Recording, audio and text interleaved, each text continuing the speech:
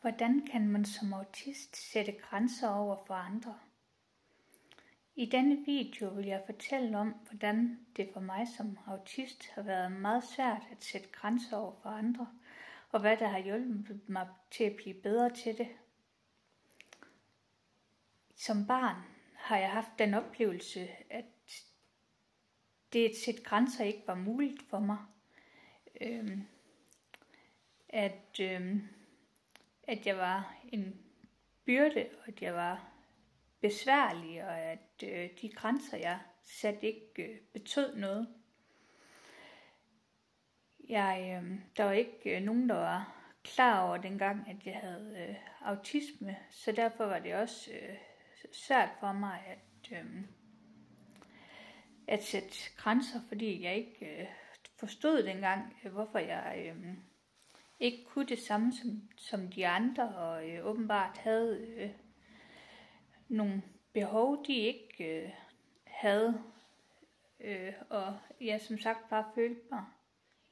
besværlig. Jeg er sikker på, at lærerne i skolen og at mine forældre derhjemme gjorde det bedste, de kunne med den viden, de havde dengang.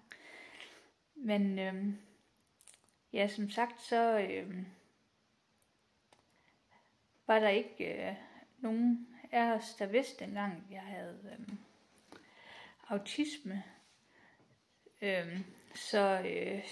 derfor var det bare ikke nemt for, det var heller ikke nemt for dem, at forstå, hvorfor jeg ikke kunne det samme som de andre.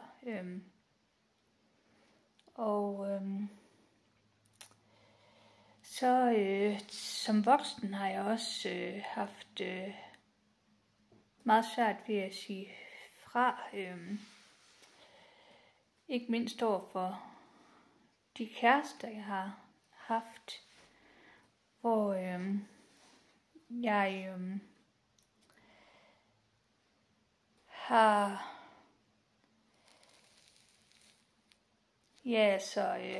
følt meget mindre værd, og jeg følte, jeg var til besvær, når jeg prøvede at sætte grænser, og jeg var så også klar over, hvis de besluttede sig for at blive fysisk over for mig, at der ikke var noget, jeg kunne gøre. Og jeg har så også oplevet at være i voldeligt forhold, og så har jeg så også efterfølgende, kan man sige, haft en aggressiv periode, også efter mit voldelige forhold, hvor jeg ikke ville være med til noget længere, og verbalt gav udtryk for ikke at ville være med til noget længere, og jeg skældte meget ud,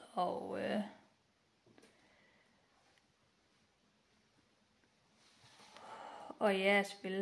ville have, at det hele det skulle foregå sådan, som jeg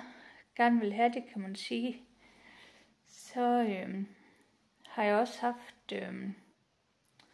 den opfattelse, at hvis jeg ikke gjorde noget for andre, så ville de ikke have lyst til at gøre noget for mig. Hvilket har gjort, at jeg har presset mig selv rigtig hårdt for at gøre noget for andre, for at de skulle få lyst til at også gøre noget for mig. Og så til, hvad der har hjulpet mig til at blive bedre, til at sige fra, selvom det stadigvæk er noget, jeg arbejder med at blive bedre til.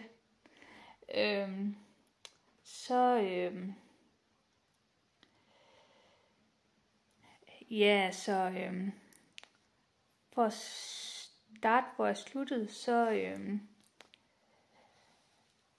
fandt jeg ud af med min partner, jeg har haft, at daværende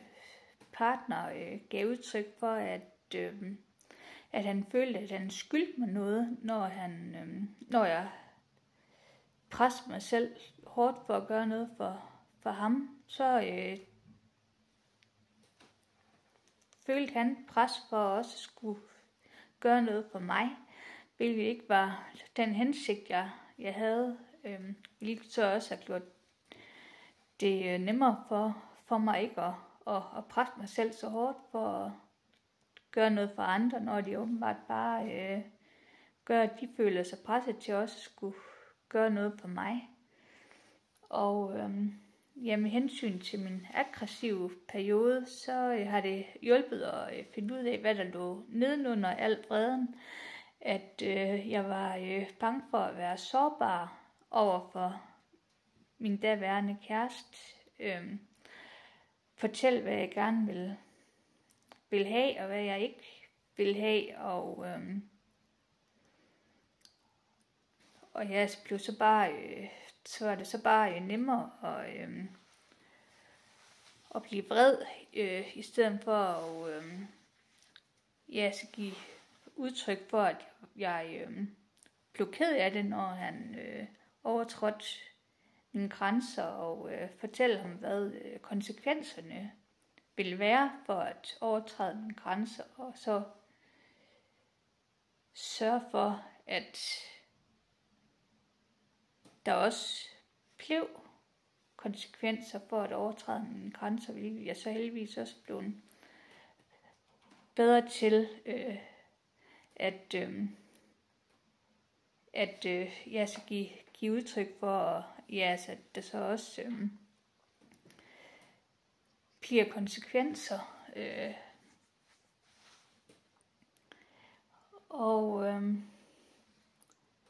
Så har det også hjulpet mig at tage små skridt, kan man sige, at prøve at lære at sige fra omkring små ting, og fortælle, hvad jeg gerne vil omkring små ting, før jeg bevæger mig op større ting, der er sværere og sige fra overfor. Og så har det så også hjulpet at finde inspiration af andre, der har gået igennem noget af det samme som mig selv, og at få hjælp fra andre, altså både med at snakke med dem om min situation, og om hvordan de ser på det, og hvad de eventuelt synes, jeg skal gøre, og også eventuelt altså få dem med til møde eller sådan noget, og så altså have støtte fra dem, når jeg har haft brug for at have nogen med, når jeg har når der har været noget der ikke har været godt for mig. Men det er vist det, jeg har for nu. Så vil jeg sige tak for, at I har kigget med, og I må meget gerne give mig et like, hvis I har kunne lide videoen, og give videoen et like,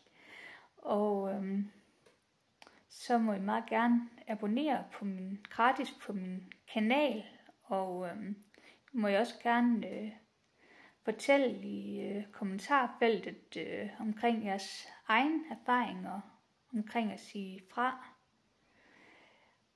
Men så må I have det godt, til vi ses igen. Hej hej.